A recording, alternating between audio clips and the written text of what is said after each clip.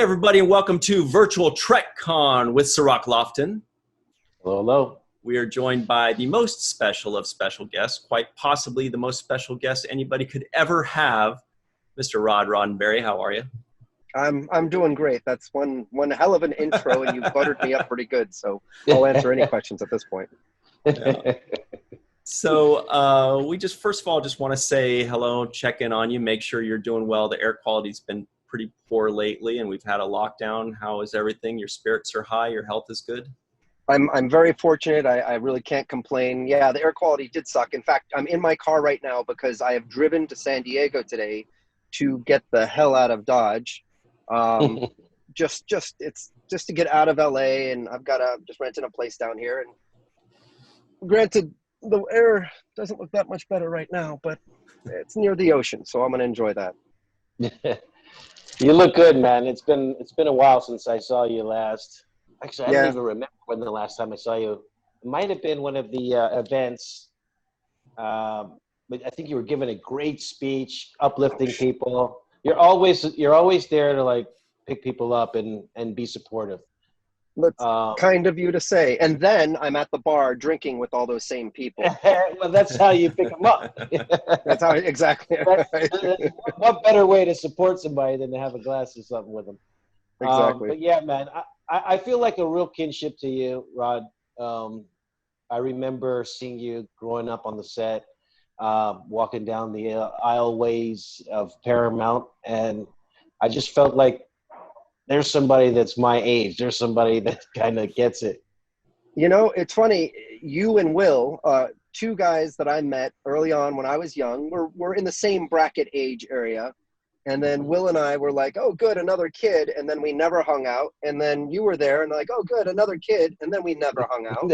So I don't know. I feel like an asshole. I don't know if I can say that on the air, but I feel like a jerk. I didn't intentionally not hang out. I just did my own thing. So as you were busy doing yours for sure.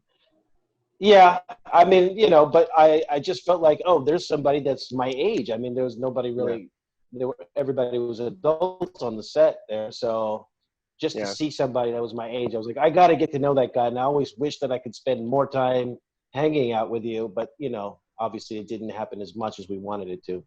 Yeah, yeah. Well, I got to tell you, though, so I had never watched a little bit of fanboy in me. I had never really watched Deep Space Nine all the way through. I've now just started season. I know. Listen, I saw, it's funny, years ago, so I plugged into season 5 and caught season 5. And then I never went back. And then, listen, I just did my own thing. But for one of the shows we do, we've been watching all the Star Trek. So we're on 5th season of Deep Space Nine. And, I'm like, oh, well, I'm 20 plus years too late, but I'm starting to enjoy the show. And Cirroc, you're freaking amazing. You absolutely are. And I have a million questions for you on like what it is to be a kid. And listen, people have already asked you this, and this isn't my show, so I'm still gonna ask. We welcome these questions because doesn't Deep Space Nine age so well? Yeah, no, it absolutely does. And to be a kid on set, like I'm kind of curious. I don't give me the quick answer because you've answered this for so many people already. Will has explained his side, and not only that, to be a kid on set who's forced to wear terrible sweaters, terrible sweater patterns. I mean, yeah, but those sweaters from that alone. Those sweaters also aged well. Yeah. Yes. Now, I don't know about that part, but. You know what? It was the most fun I've ever had in my life, actually. Even though I was alone and there wasn't that many kids around, and it was kind of an unusual environment. It was just the most fun. I just felt like I was doing something productive. I felt like I was part of something big, and I wouldn't trade it for anything. It was that special to me. That's awesome. Yeah, and the documentary, What We Leave Behind, was fantastic too. It was a nice behind-the-scenes glimpse at what that family was like. Anyhow, sorry. But I would actually flip that question and kind of pose it back to you because you're growing up in these Star Trek, right? And what was it like? I mean, were you watching? Were you aware of any of the shows? When I had met you, up to the point that I had met you, Were you watching Next Generation? Were you watching the original series? What was your background up until that point? Yeah, it's so I never really watched the original series when I was much younger. I would see episodes, and I remember like the first thing of Star Trek that I ever remember was being, I don't know, 6, 7, 8 years old in my father's home office bathroom floor, and he had a reel-to-reel projector. I don't know if it's 8 mm or whatever it was, and he would show bloopers at conventions. Well, he put the blooper reel on for me and projected it against like this white cardboard thing. And I would just sit on the floor and giggle because bloopers, when the door doesn't close and some guy runs into it, or they fall down the stairs, or whatever, those bloopers were classic. And so that was almost like my introduction to Star Trek. Then jumping ahead, being a 13-year-old working as a PA on Next Generation, my father would bring home the cuts every, I think, Thursday, and I would watch them on VHS. And I became a legitimate, real fan of the Next Generation because that's what I first saw, and I would watch that every Thursday. And so I love the show. I wouldn't say that I got it like a lot of people do. I mean, I was still too young and doing my own thing. And then I just became proud of Star Trek. I just became proud of the messaging after my father left, and fans would come up to me and say Star Trek had this positive impact on my life and inspired me. You guys have heard these stories, and on some level, maybe everyone listening to the show and preaching to the choir, but Star Trek is different, man. I mean, all of them. Star Trek is different because it speaks to people. Other shows do, but it gives us hope. So again, preaching to the choir, but I absolutely love it. And proud. Yeah, it gives us hope, and it lets us see versions of ourselves. Everybody kind of has a place, from different sexualities to different race, different, gender. Yeah. So there's so much out there. But for me growing up, I was on set at school on the set. Right. And so I had a little bit unusual kind of education during that time. But when I would go back to regular school, I would sometimes get teased about my affiliation with Star Trek because, the nerd show and the nerd thing and that. Yep. Did you ever experience any of that? I definitely saw that for sure. And it's been interesting. I'm 46 years old. So over my plus 4 decade life, that concept of geek and nerds and dorks, which I resisted. I was never one. I didn't do well in school. I wasn't a jock either, but I tried to be cool. I listened to my heavy metal and long hair. And so I had my own little bubble, stupid world. But I was also friends with the geeks and nerds. And one of my longtime friends today was the stereotypical geek nerd. But it's been interesting to go to, whether it's Comic-Con, Vegas, all these things, and see that shift, right? We see these geeks and dorks, allegedly. It becomes, I don't want to say socially acceptable. Watching sci-fi, being a geek, being a dork is cool now. Yeah, you've got everyone watching it. You've got the geeks and dorks, but you've also got the jocks and the Harley riders and the hot women and all women. Sorry, I don't mean to just say hot women, but all women. It's shifted to more of normalcy now to watch this stuff and to be. I think it's cool to be a geek. Absolutely. Yeah, especially now because you have all the tech companies that have now taken over industry. And so all the geeks and nerds that we knew growing up are like Google execs, and they're all big people. They're like players in the game now. So it's like it has been popularized. It has been normalized. It's now the stigma has been taken away, and it's now something cool to be kind of a nerd or a geek. Yeah, and the concept of geek, right? You can be a geek or nerd and everything. You could be a muscle car grease monkey geek. Right. They've got those shows on TV where they chop hot rods and do custom stuff. That's a geek. Mm-hmm. I mean, he might roll up his sleeve and turn a wrench, but he is a geek. Anyone who rides Harleys, they are geeks about Harleys. So it's become sort of normalized. Absolutely. Right. Cirroc and I are sports geeks. That's all we talk about before and after recording, and sometimes accidentally during recording when we're supposed to be talking about Star Trek. But Rod, I want to take it back real quick to Deep Space Nine for a moment, if that's okay, because sure.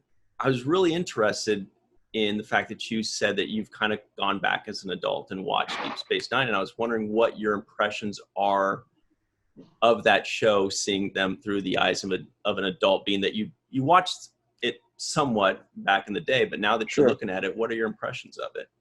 So when I watched it, so I had never watched Deep Space Nine all the way through. I caught season 5 for some reason when I was much younger, and I was drawn to the action and I enjoyed the show. But at that young age, I also liked Next Generation and Star Wars, and I want to say I liked them surface. I didn't necessarily pick up on the minutiae or the details of the messaging. You know, it didn't speak to me as a young adult.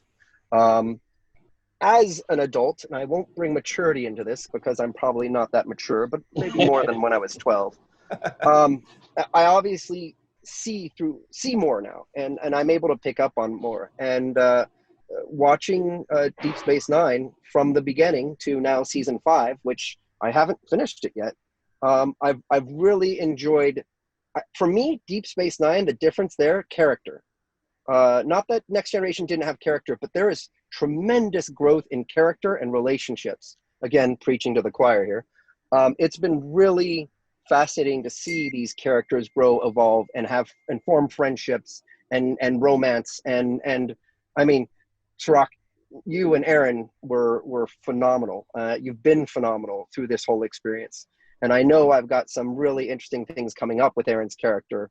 But I love seeing that. You guys started as little kids, at least on the show concept. And now we're at a point where you guys are young adults and you're dealing with real issues. You know, it's not just, I don't know what episode it was or how many it was, Cirroc, where you're trying to meet a girl. You guys are dealing with serious stuff now, which is great that they've given your characters real roles instead of kid roles. So I'm really enjoying it. Yeah, rest in peace, Aaron Eisenberg. This is a shout out to him. Yes, he's with us. But yes, and it actually showed a interspecies relationship. We talk about interracial and different sexual relationship, but this was like an interspecies relationship that two people were able to grow together. But I wanted to ask you. So you're in the Star Trek. You grow up in it.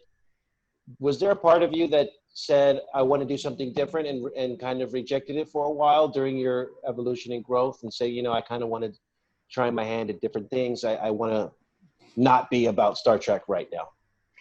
Absolutely. Absolutely. My entire teenage and probably part of my 20s, I trying to figure out who I was. And I won't even say I figured that out yet. My parents pushed me, actually, I did a number of commercials when I was a kid. Kingsford Charcoal, Granilla Clusters, Crystal Foods, Max Steel's Robot Force, One to Grow On. If anyone ever finds video of this stuff. One to Grow On, yeah. I kind of want to get it, but then I want to hide it from everyone. Anyhow, I was not cut out for acting. Anyhow, so sorry. I did definitely reject. Before I really understood Star Trek, before my father passed away, they pushed me into these things and I just rejected it because I was a teenager. They wanted me to be in the industry and I did not. And I did not want to be like my father or anything like that. Then after my father passed away and I did the documentary Trek Nation, during that, I learned a great deal about my father. I came to the conclusion I still didn't want to be my father because those are huge shoes to fill. I mean, no one should want that. But for me, it was just taking the next steps because I really truly loved and appreciated what Star Trek meant to people and the messaging behind it. And that's what I decided I wanted to make my life about. And it's my own small way. I am not personally creating the next Star Trek. I'm not necessarily creating any TV that is that inspirational right now. But in my own way, we've got a family foundation. We're carrying on that messaging the best that we can. And Star Trek has always inspired. And I want the Roddenberry name to always be synonymous with inspiring people. So Cirroc, you had a similar life path, I think, which is why you're so interested in that specific question, in that in your youth, you were part of Star Trek, and then you kind of wanted to branch out and see what else you can do and spread your wings and define yourself as an adult. And it's kind of recently you've come back to it and and have really been able to appreciate Star Trek for what it is through the eyes of an adult, right? Yeah, I mean, yeah, part of me was kind of like, I want to get away from it. I want to get away from, the stereotype or being pigeonholed into something. And so, yeah, I wanted to explore and expand and try something new. But, I wanted to pivot from that back to Rod. Avery playing the Captain Sisko, I got to share it. I got to get to know him, build a relationship. But because of that, because of him making sacrifices, being away from his family got less of him. So while he's being shared with the rest of the world, his own family is not sharing in that. And I feel like to some extent, maybe you experienced that with your father, because your father was like so important to the rest of the world and to all of these people. And maybe, some of that time was taking away from his family time and the time that he could have been spending with you as well. Well, it's really interesting you say that. And it's very humble and astute of you to sort of see, very mature of you, because I didn't really realize it until much later in life, that sort of idea. But just for you to say what you said about Avery and have that sort of sympathy, empathy for his family is incredible. Yeah. So, Star Trek was a second family for my father. When my father went to Paramount and they started doing Next Generation, you could almost see the instant. I was 13. I was just learning how to stand up for myself in a way and starting to defy my father like a young teenager does. And he became less and less, a parent at home. So you could definitely see the classic psychology of fathers now away and sons trying to, anyhow. So I was rebellious. We fought a lot, and I was an angry teenager and all this sort of stuff. He wasn't non-existent. We just didn't connect as father and son. There was a huge generation gap. My father had me when he was 52 years old. And so I feel like regardless of Star Trek or a job that kept him away, we just didn't connect. So a lot of people had parents that went to work every day and they saw him in the evening. To give my father credit, he did come home, or at least I recall my father coming home almost every night and us having dinner as a family. So yes and no to your question. Definitely he had a second family. Definitely his attention and love went to a number of the people there.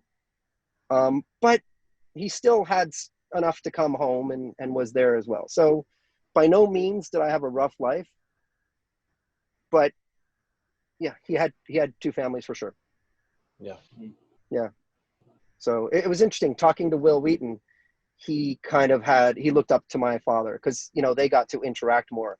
And Will told me stories when I interviewed him for my documentary.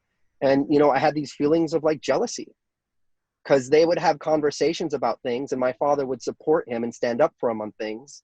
And I was like, oh, but that's my dad, like this sort of response. So there was a little bit of jealousy, but I've certainly come to terms with that. Yeah. A lot of growth, a lot of, that's what happens with maturity and just time in general. We just see things differently. And, as we get older, we start to understand the kind of tough decisions that our parents had to make.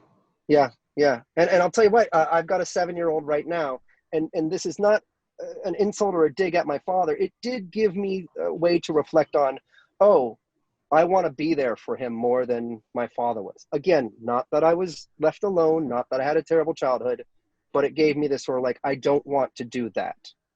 I want to be there, so we all learn.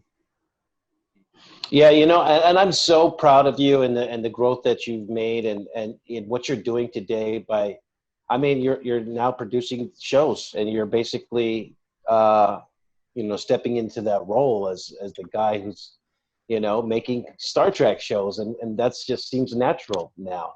There are many people making Star Trek, and I am one of the many. If you ever see the executive producer credits, not just on Star Trek, but many shows these days. We used to count 8, them. 9, 10 of them, right?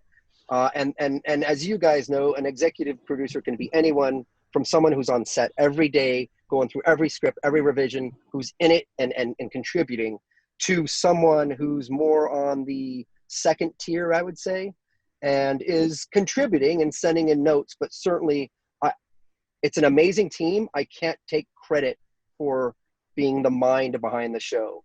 That's Alex Kurtzman, Secret Hideout, and all the writers who do that. Very proud to be a part of it and trying to do my part in it. But I never want to mislead anyone thinking like, oh, I'm the guy doing Star Trek now.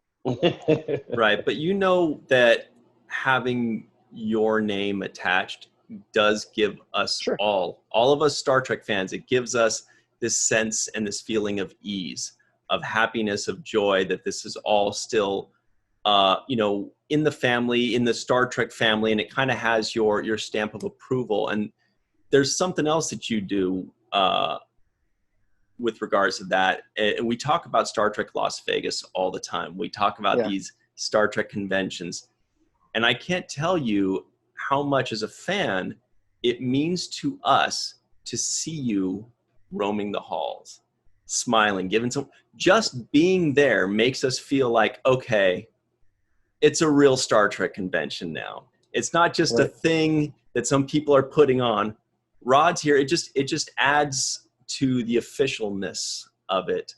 And we really appreciate it. We love your positivity when you show up. We love the inclusiveness, how you seem genuinely happy to see everyone. It's this amazing feeling. I just kind of wanted to ask you, like, when you do go to these conventions, is there a certain mindset you have? Are you going there to spread the joy? Are you going there because it gives you joy? What's the feeling behind all that? Well, absolutely. The last one there. I have fun. I mean, I really have fun.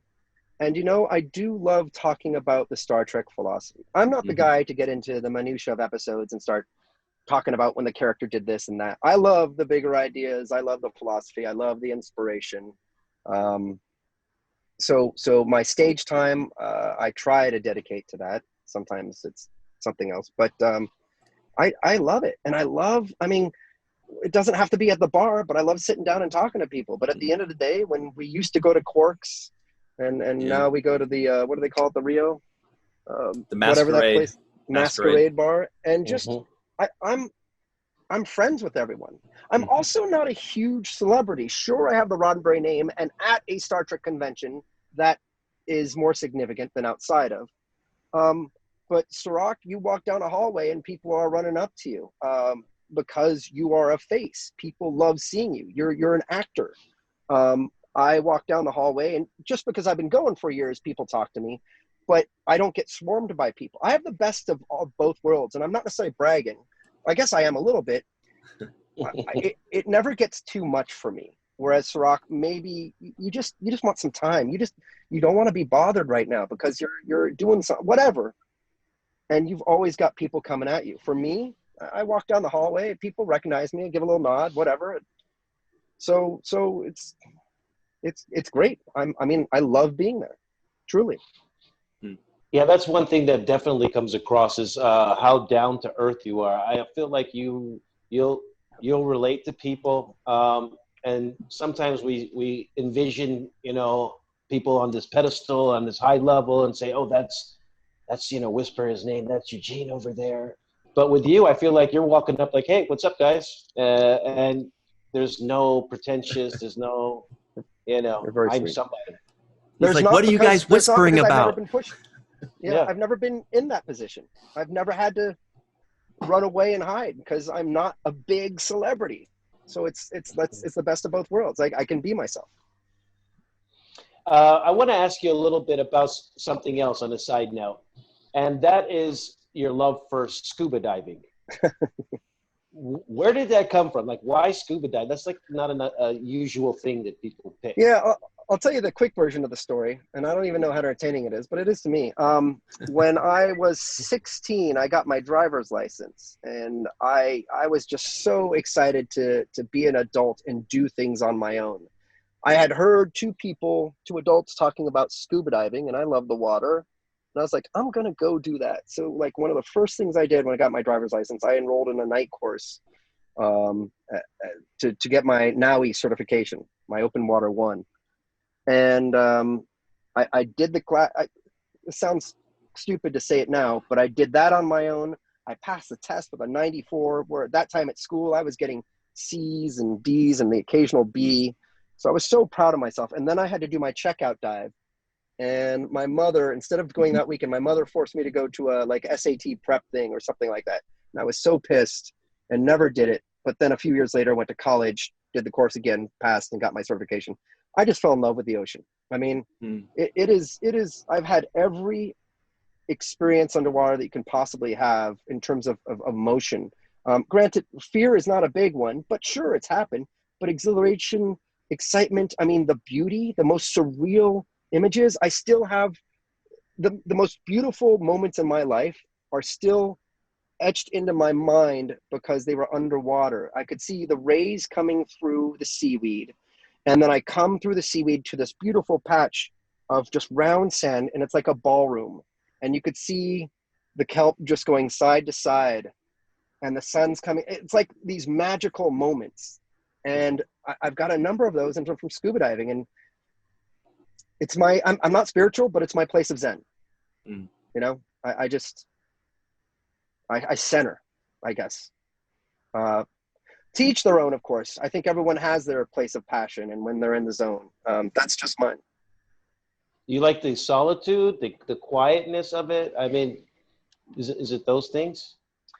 You know, yes.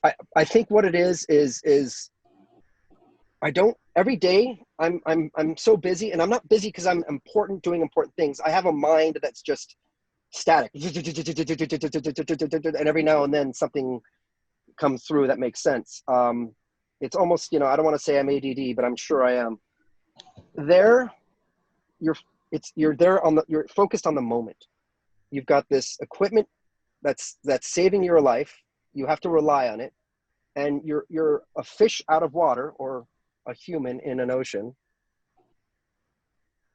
and it's just you have to be present. And this is some of the few times that I'm present. So I think that's what it is. Wow. Yeah. So for me, yeah. Rod, you're such a good storyteller. You kind of got Cirroc and me like mesmerized for a second. Yeah. For a second, I kind of glanced over at Cirroc and he had the same look I did. We were just kind of like, keep telling I the was stories. in the same place. I know, me too. We were both there with you, man. Do you ever, do you dabble in a lot of writing? I know you've kind of done some things. Is that something you want to do, or are you more? You know what? I tried some back when I was in Toronto working on Earth Final Conflict. Right. And never picked up like writing script. I never got the skills. I never took the time to learn how to write and how to create stories. I was just writing some fun stories. And I got my ass handed to me a little bit, not in a really bad way. That was too dramatic.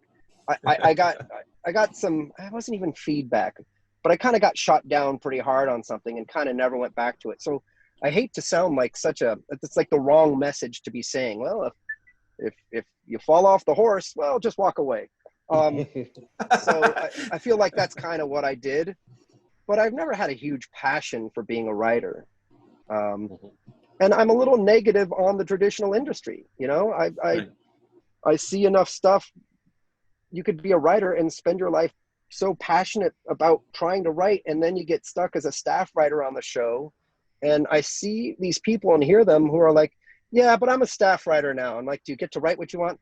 No, I pretty much just write the stories they tell me. It's a check. I'm like, oh, okay, well, so you're not really enjoying it. Yeah. You know, I'm not saying every writer's like that. I'm sure there's plenty of writers and staff writers out there who love what they do. But I mean, it's the same with any sort of art, right? When you have to start compromising and doing things that someone else wants because you need to get your check, do you lose a bit of the charm, the feeling, the passion? I don't know. Yeah. And only the top 2% even make it as a staff writer to boot. Right. The other 98% are just going, God, I wish I could just make a living off of this stuff. Right. Cirroc, you're going to say something? Sorry. Yeah, my question was, you know, one of the things that comes up a lot in discussing Star Trek with the fans is that they see themselves on Star Trek. There's somebody there that they relate to, and that, like, you know, people say, hey, you know, Black Captain, or, you know, you as a kid, I was a kid growing up.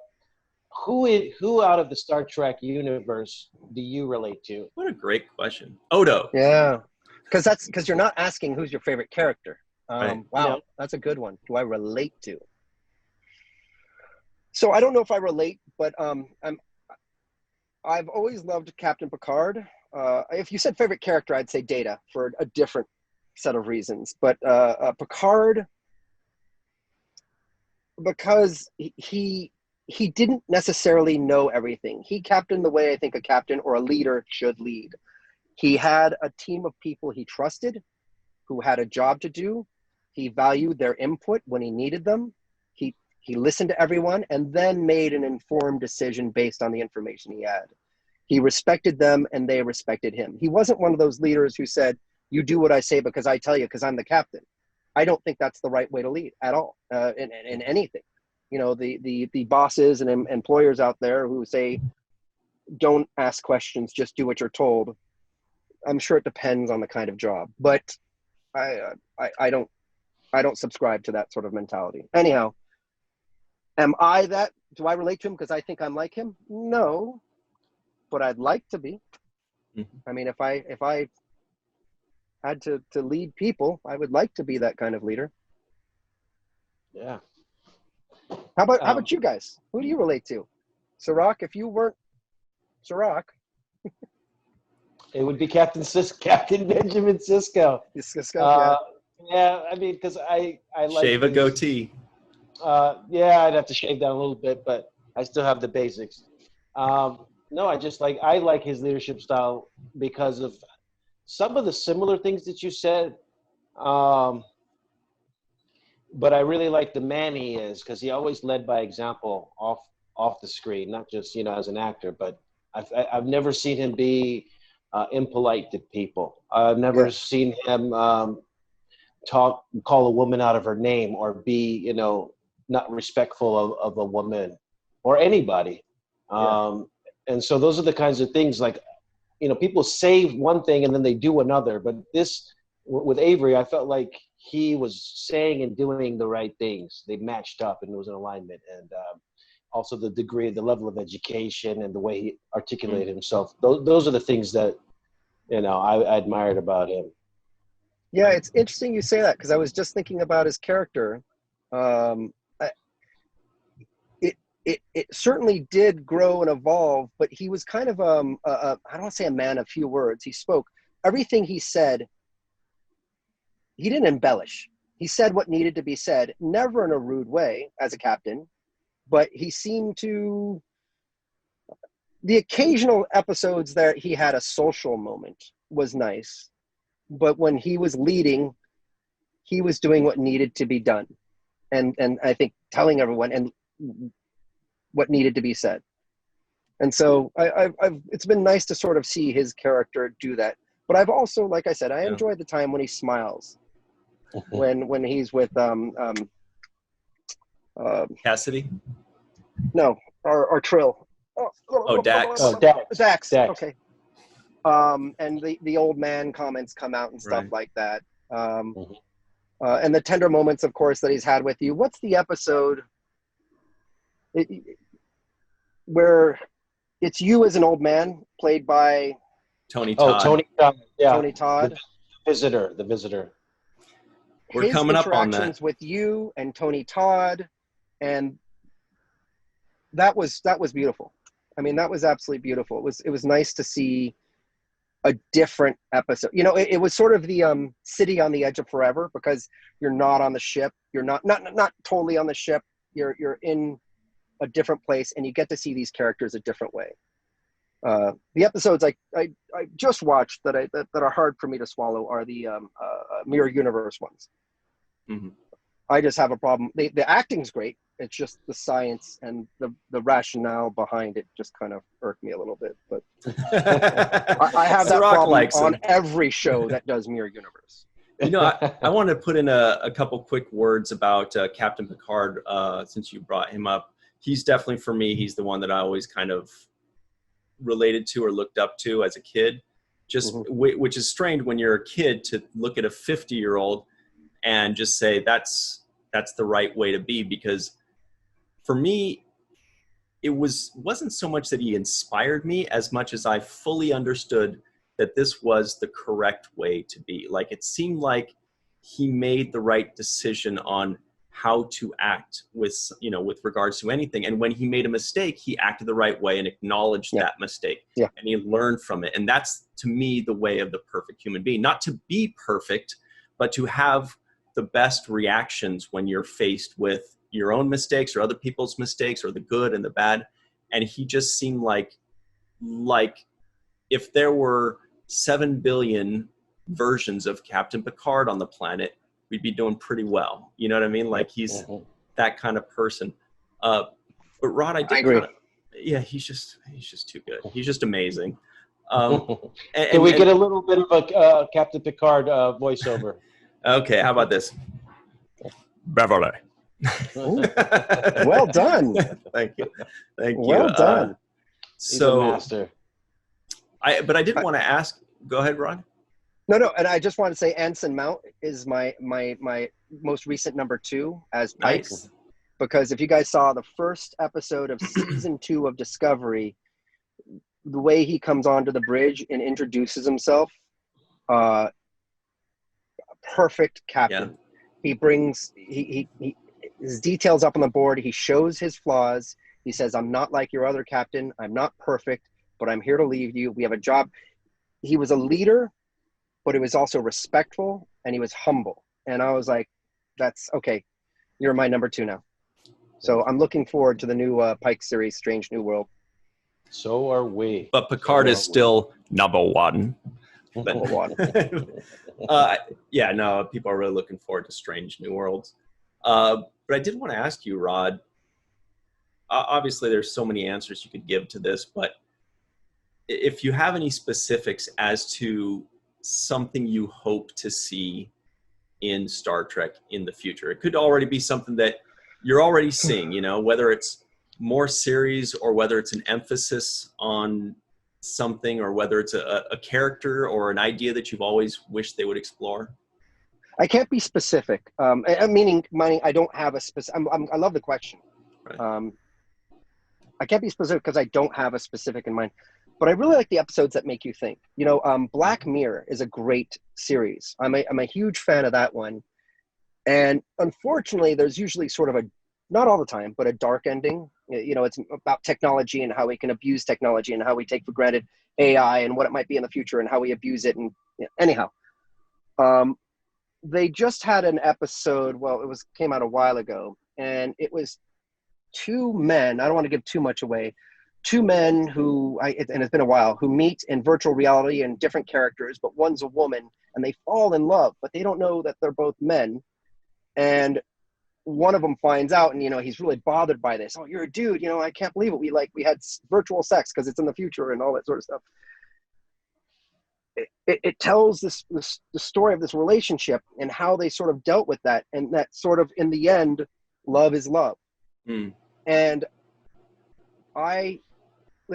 Discovery has 2 gay characters, and that's fantastic. I mean, I wish we did that back in Next Gen Deep Space Nine, and yes, there were hints of it, but I wish they tackled it much earlier. I'm glad they're doing it now. I do want episodes that make me think. The Star Trek has always been at its best when it's making the viewer consider a different point of view. Mm-hmm. And I would say in recent Star Treks that isn't happening as much, where I'm going, I actually never thought of it that way, but now I'm going to consider that point of view because it's 100% valid. And we are in such a divisive time right now where all of us, I'm not saying I'm better than anyone, are very reactionary, right? Our leader says something that seems completely ridiculous, and I just want to shake my fist and say, he's a fool, he's an idiot. Even if I feel that way, he's still a human being, and it's worth me taking the time to try to understand it, even if I still disagree with it. but I'm doing what everyone else is doing, and I'm saying that frickin' moron. I can't believe he's doing this. We all need to sort of, I don't know. It's so hippy dippy, but be more empathetic and have more unconditional love and understanding, and then make an informed decision. You know, I'm really glad that you brought up that that episode, the Black Mirror episode, because that is, in my mind, I did see that, and that was the best episode. It was like immediately good from the first minute to the last minute. It's just this perfect episode, and it has such an interesting take, and it does make you think. Like you mentioned, really glad you brought that up, Cirroc. I don't know if you've seen Black Mirror, that episode, but it's perfect. No, I haven't seen it, but I can attest to what Rod's talking about, which is when you take a concept that we're already opinionated on and we already have made up our mind that this is wrong or this is right, and then you change the context and you take it out and put it in somewhere else in some other kind of form, and you put it in the future, or you make it about aliens instead of a race, and you take the exact same thing that you believe in and see it in a different way, and you're like, I don't believe in that. And that's when you start to question your own belief system and how you think. And am I right to be looking at people like this? Am I right to be treating people like this? And that's what Star Trek and sci-fi does so well, is taking things out of context but making you think of the current event issues that we're dealing with. Yeah, let that be your last battlefield, man. That's still, even though it's cliche, it still rings true. That was the original series episode that had the white face and the black face. Right. So one character had black on one side and white on the other, and the other character had white on that side and black on the other, and they fought years of wars because they looked different. And we all know what this means. But as you just said, Cirroc, they make it something that you can digest, that's palatable, and then you can reflect on your own prejudice and be like, well, that is the dumbest thing I've ever seen, but hold on. Have I ever done something like that? Have I ever looked at someone and judged them because of the way they looked? That is when Star Trek is at its best. You're 100% right.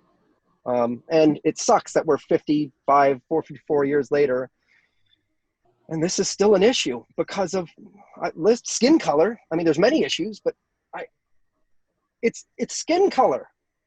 It's a pigment. What do you? I don't even get it. I really don't get it.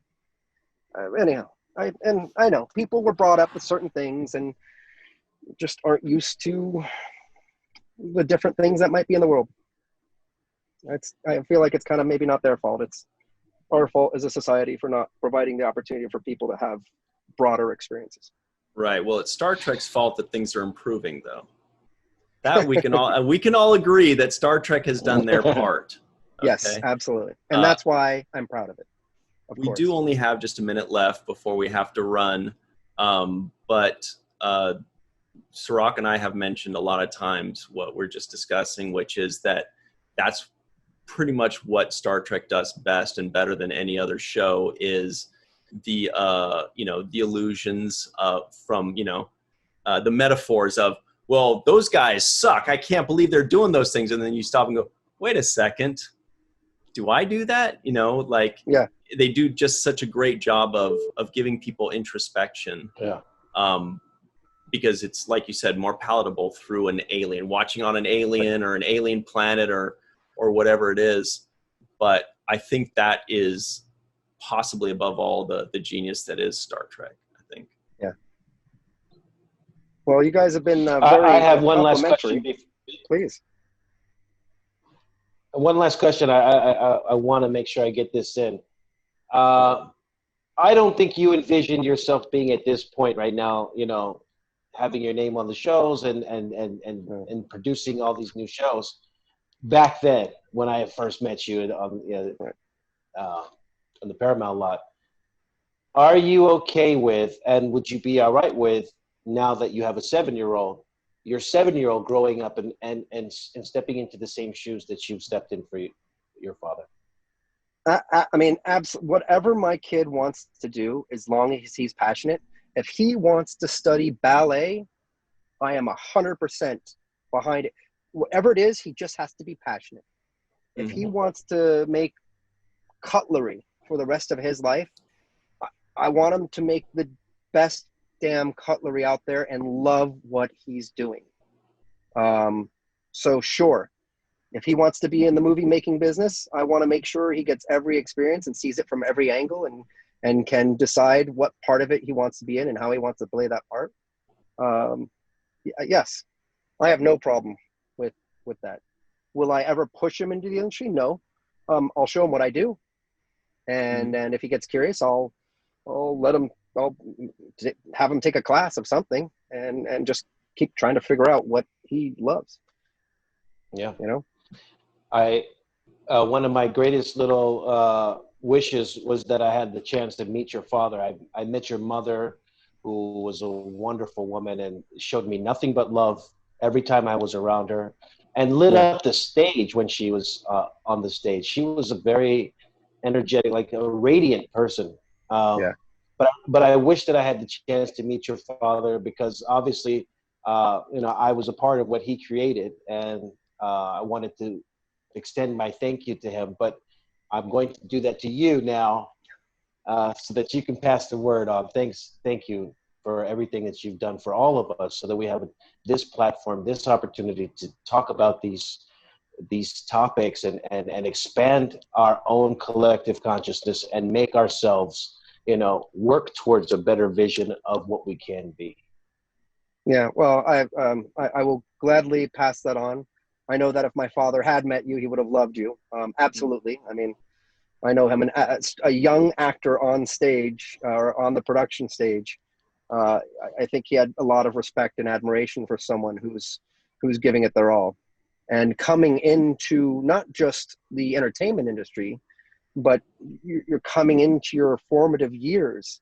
So I think he understood how difficult that was for someone. And listen, I don't know your life, your situation, but listen, you said it. You were a kid actor. You were being schooled on the set, which doesn't help you with life. I mean, you got your arithmetic and science and all that then, but then you had to interact with other kids your age, which you, in your own words, could be challenging at times. So I think he had a lot of respect and admiration for someone who chose to do that. So gladly, I'll pass it on. Thank you. Awesome. Yeah. And thank you for having me on the show, guys. Rod, thank you so much for taking the time. We know you're always all over the place. You're working on things, or you're having fun, you're living your life, and we appreciate you taking some time, and the dog's time, whose name I forgot. Yes. Nuke. We got Nuke back there. Where is he? There he is. Hi, Nuke. Oh, he's so good. He's chilling. There's Nuke. Yep. But thank you so much for taking the time to talk with us. We really appreciate you. We appreciate what you do. We appreciate what you stand for and what you say. So thank you. Yeah, and I take it there's going to be people watching and listening to this. So at the VirtualTrekCon. Yeah. Well, hey everyone. Yeah. I hope you're having a great con. I wish. Well, maybe I can be there to join you. Well, I guess I am there through this joining you. Yes, you are. But I can attend, and maybe I can sit down and watch the show that you're watching now, which would be weird because that'd be me. But you can, and you can be part of the live chat as it goes as well. Perfect. And then I'll on make top jokes of about that, the guy in the green shirt. And then on top of that, we'll see you at the next in-person convention, and it will be the glorious thing ever. It certainly will. It certainly will. And I appreciate that we had good conversation, guys. Thank you. Sorry? I just wanted to remind everybody about Roddenberry.com and the great work that you do there. The merchandise, awesome stuff. So everybody should check that out as well. Thank you. Great. Thanks very much. Rod, we'll see you next time. And everybody else at home, thank you all very much. And we'll see you next time.